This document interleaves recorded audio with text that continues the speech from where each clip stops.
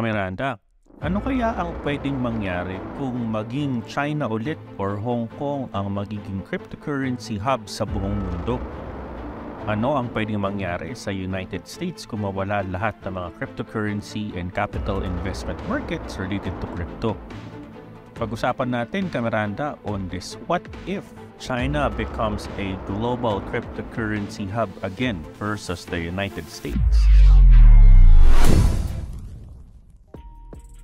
Miranda, noong February 19, 2023, ang co-founder ng Gemini na si Cameron Winklevoss ay nagsabi that the next crypto bull run can potentially begin in Asia. Yung statement niya na sinabi has been on the back of several regulatory rulings against cryptocurrency firms in the US. Halimbawa, noong February 9, the SEC cracked down the whip on crypto staking as a service Kraken, yung third largest crypto exchange in the world, to shutter its staking platform at magbigay at magbayad ng $30 million na multa. Few days later, on February 14, the SEC and the New York State Department of Financial Services came down on stablecoins, ordering crypto firm Paxos na mag-stop na mag-produce or mag-mint ng BUSD or Binance US dollar coin. Miranda, in the whole world naman, may mga bansa na patuloy nang nagbibigay ng importansya sa cryptocurrency, hindi katulad ng United States. Halimbawa nito, ang UK government ay naglagay na ng roadmap to regulate cryptocurrency industry in line with the traditional financial firms or TradFi. Ang European Union naman last year ay nag-roll out ng markets in crypto assets law na nagre-require ng stablecoins to maintain ample reserves para magkaroon ng redemption kung kinakailangan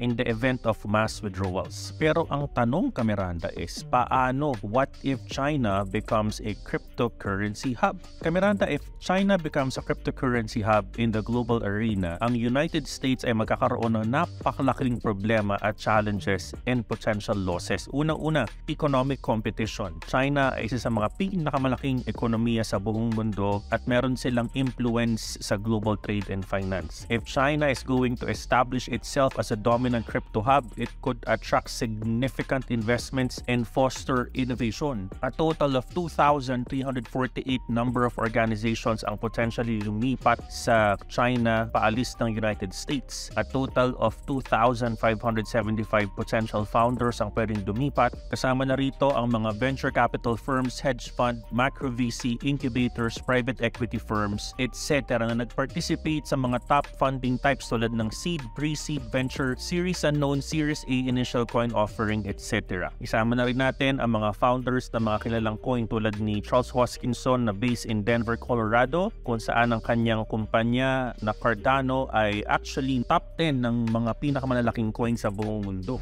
Nga pala, Miranda, if you're new to my channel, please don't forget to click on like and subscribe so you're updated for everything about cryptocurrency, technical analysis, fundamentals, and these types of new knowledge for you in crypto. Maraming salamat. Miranda, ang technological leadership ay isa sa mga panibagong salik na pwede makaapekto. Tandaan natin, ang cryptocurrency industry is a highly reliant industry on cutting-edge technology including blockchain, cryptography, decentralized systems. If China emerges as a leading crypto hub, it could potentially take the lead in developing and implementing technologies related sa cryptocurrency, Miranda, which can impact the position of the United States as a global technological leader. Number 3, financial influence. According sa website na coinmarketcap.com, ang total cryptocurrency market capitalization ng cryptocurrency ngayon ay umaabot na sa $1.27 trillion na pataas ng pataas since the semi-bull run in January 2023 onwards. The United States, Miranda, is currently holding a dominant position in terms of the global financial system, with the US dollar being the world's reserve currency and the US financial market being the most largest and influential. If China becomes a crypto hub, it could potentially challenge the US dollar dominance at magkaroon ng tinatawag nating de-dollarization and can reduce the United States financial influence, especially the digital asset space. Number 4, regulatory competition. If China establishes favorable favorable regulatory frameworks for cryptocurrency, pwede ito mag-attract ng mga negosyo, investors at projects na mas maging friendly sa crypto-friendly companies. This could potentially divert investments paalis ng United States, especially if the regulatory environment in the US becomes more stringent and unfavorable in the crypto industry. Ang panglima, Miranda, is the geopolitical considerations. May mga factors or salik tulad ng tensions and competition between China and the US can also impact yung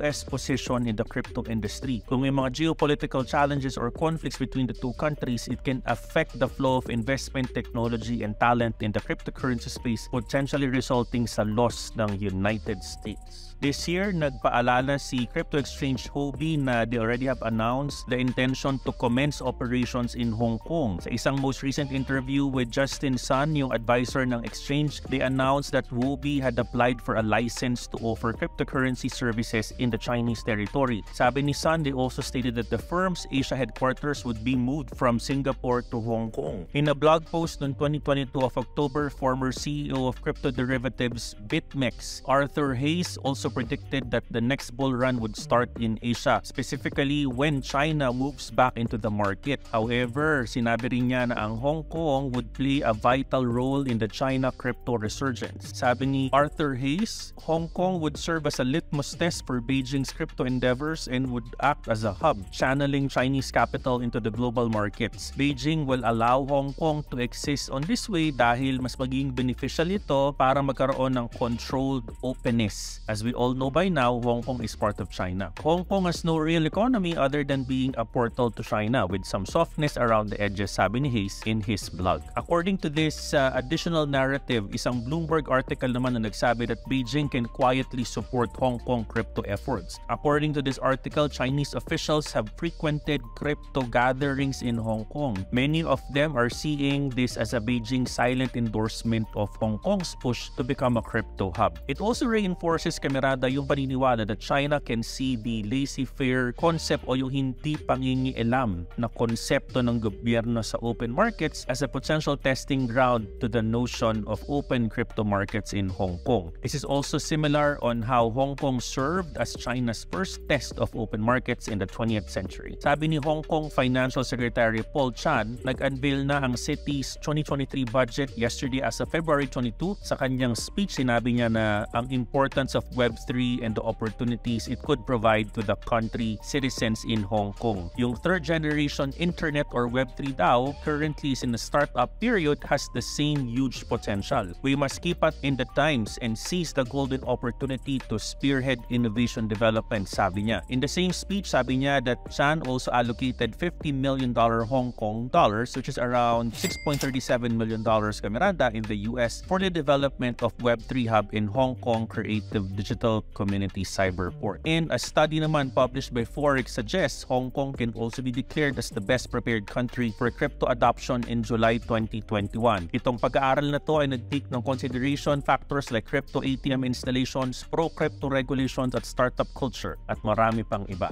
Miranda, marami ng mga potential na mga elemento na nagsasabi na pwedeng mag-move ang cryptocurrency from the US to China. Pag nangyari ito, magkakaroon ng malaking epekto sa optics at pwedeng bumaba ang presyo ng Bitcoin at mga iba't iba pang cryptocurrency dahil sa potential banning ng US. However, ito ay magandang opportunity sa mga traders na mag-buy on the dip kung sakaling may dip man, because potentially mag-move lang ang cryptocurrency from the US to other Asian or Western countries like Europe as well. Ikaw, ano sa palagay mo? Will this move, Miranda? Comment down below and let me know what you think. Maraming salamat nga pala sa mga nag-comment sa ating video. What if Bitcoin hits 1 million? Kay TP Miguel, Charlie Darts, Don Alvin, Jazz, Maymay, Santi, Crypto, Y, CJ Flores, Kevin Reyes Alba at Ernesto Galgana. I love you 3,000, Miranda, at maraming salamat po.